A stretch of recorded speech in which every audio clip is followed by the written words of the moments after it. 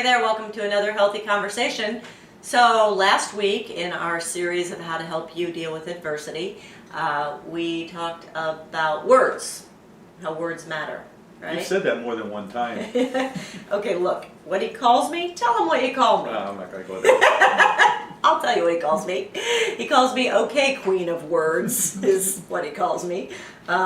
Because I do focus a lot on words. I think that, and listen, it's not just you, it's that one behind the camera too. She occasionally gives me a little grief about, okay, fine, okay, I'm choosing the wrong words. Because words matter. And it's really funny, we do laugh a lot because I teach this stuff all the time with the people I love and the people I don't even know really. And when they'll say to me, I'll claim something negative, and Shelly will go, hey, what about that? And she'll point it out, and I'll be like, dang it, I'm teaching you all this stuff, and then you got to use it against me. And I want people using positive word training against me all the time.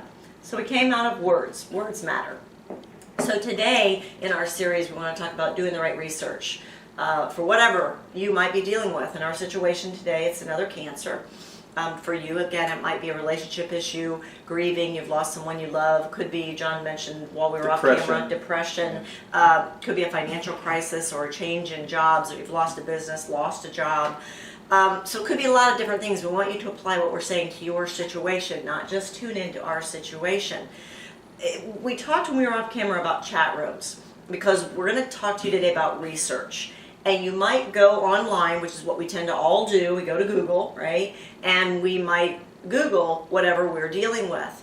Well, my sister-in-law has dealt with her own cancer. And she was turned on to some groups, support groups, quote unquote support groups. And she went to check them out online and found them not to be supportive.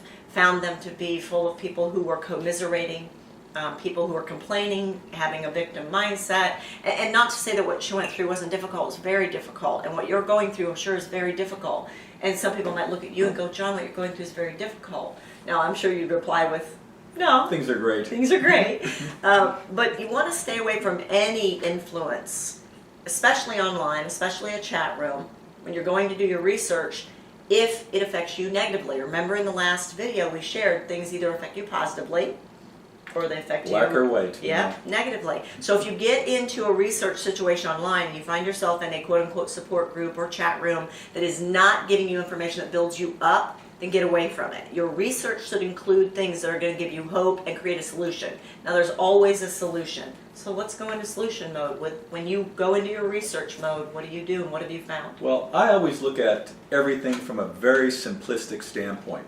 And what I mean by that is that most things are not all that complicated. If you look at cancer, for example, the couple things I know about cancer cells, which are very, very basic, cancer cells do not live the way normal cells do, because normal cells use oxygen. Cancer cells they love sugar. They're anaerobic. They don't use oxygen. The other thing is cancer cells are all very, very acidic, which means when you're in an alkaline range, pretty much cancer cells do not grow in an alkaline range. They like to grow in an acidic range. So when you look at what you can do to kind of keep yourself in a very positive state, diet is very, very important. Keeping green leafy vegetables, things like that. Exercise. I mean, there's just no end to how good you feel when you start exercising again. I mean, I haven't exercised in 2 or 3 weeks because of the surgery I had.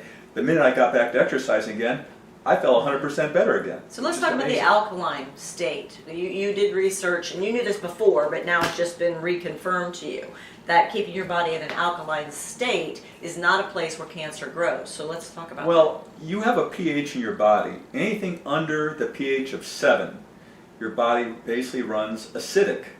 Your body runs kind of hot, it runs inflamed, and that's where cancers. Dr. Otto Warburg, a researcher back in the 1920s that got the Nobel Prize for his cancer research, says all of the cancer cells he observed had a pH of 6.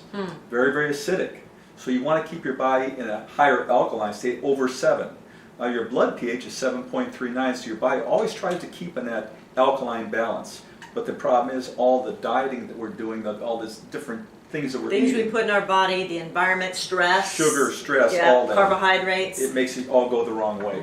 So once again, very simplistically stated, if you keep your body in a very high alkaline state, over 7, green leafy vegetables, anything's high mineral. My perfect rich food that Perfect I food, drink every day. absolutely. It's literally called Perfect Food, and it's a powder, and it's heavy duty Lemons. greens. We talked about a whole lemons. lemon. Yeah. Take a whole lemon and get a little juicer and put that whole lemon juice into a glass, fill it up with water, and A start bit your of day. stevia. Yeah. Exactly. He needs stevia. I don't need stevia. I like lemon water.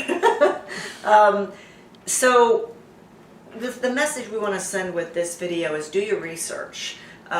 We will go ahead and flat out endorse if you're dealing with any kind of financial crisis. We believe Dave Ramsey and Financial Peace is an outstanding product, an outstanding resource. It's a company full of integrity, founded on good, wholesome, real principles that'll get you to a great place financially. The training is simple, just like you're saying, keep it simple.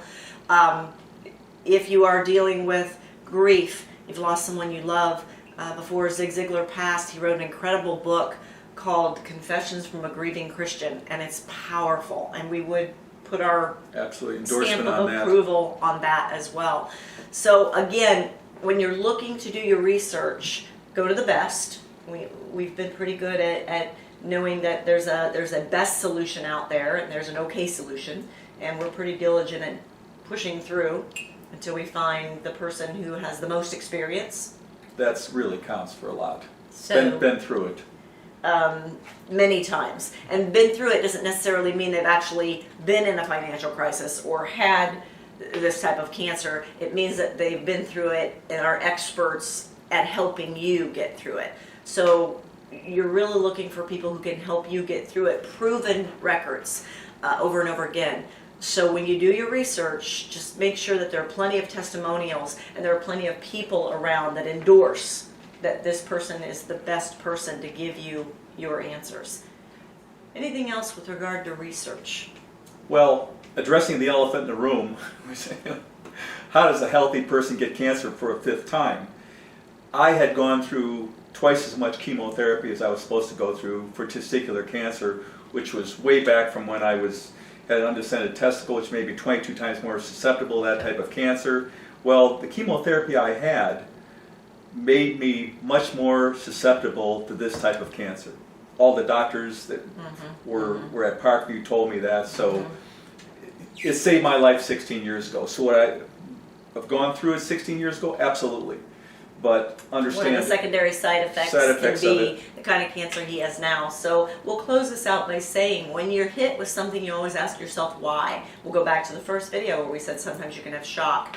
And you'll ask yourself, why is this happening to me? Again, it might be financial, it might be relationship, it might be depression, it might be health. You'll say, why is this happening?